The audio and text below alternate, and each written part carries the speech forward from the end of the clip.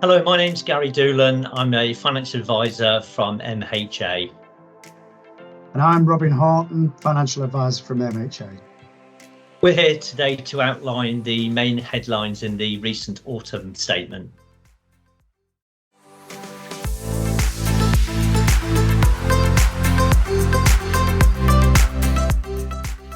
So what I'd like to do is let you know about the changes that have happened regarding ISA last week. There aren't a significant amount of changes, but there are a few, and it's sensible for us to talk through what they are. So I think one of the main changes is that clients are going to be able to use multiple providers rather than just having to use one particular provider each tax year, and also be able to have different amounts of monies in cash ISAs and investment ISAs, and it just mainly ensures there's competitiveness, certainly within the cash ISA environment. I think it's important to know where you've placed your monies, and I think Rob's gonna make that point in a moment. The other bits that came out was that partial transfers are possible, which again in the past you had to move the whole of your ISA, and now you can move some of it if you wish, which again just keeps everything competitive and flexible. For maybe more experienced investors, there's the opportunity now to look at long-term asset funds within innovation ISAs, which will certainly give clients the opportunity to have a bigger spread of asset allocation, perhaps into more exciting environments, infrastructure, and arguably in the UK, which is important. But certainly, that's maybe for more experienced investors. Fractional shares also are now possible, which is something HMRC wouldn't allow in the past. That's certainly important for maybe younger investors now. I think everybody's keen to invest in the Magnificent Seven, as they're known, the big US stocks that trade at very, very high prices. So this allows the ability to partially buy into those investments. So that'll be interesting to see how that also pans out.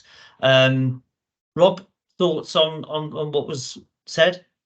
Yeah, I was quite pleased with some of the outcomes that came from Jeremy's statement. As good as what he's stated, which should give more choice and flexibility amongst investors and across quite an age range.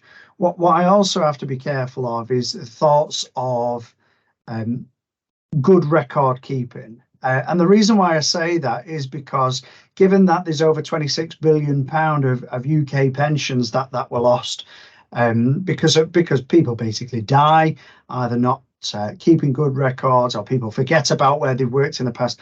I think the first starting point for me is maintain accurate records and update it regularly. And that points to the direction of actually, if you've got a financial advisor, those are the types of things that we should be doing anyway. The other kinds of points that I think come out of that to consider is also, as well, whilst we've got now a broader set of opportunities with regards to ISAs, it also pans onto other financial planning vehicles. But the key thing is if you've not already started, do so. Start a financial plan, put it together, look at analysing where you are today and where, of course, you want to go pre and post retirement. And at least that way, then, what you've done is you've started to target an action plan. The last points that I would suggest is just ensure that your vehicles themselves are as efficient and obviously recorded as well as possible, such as costs and efficiencies of your investments. Some people are paying significant fees. Effectively, the investment management may well not be up to scratch, particularly if you look over the last 2 years. What's traditionally worked as an investor may not well do so moving forwards.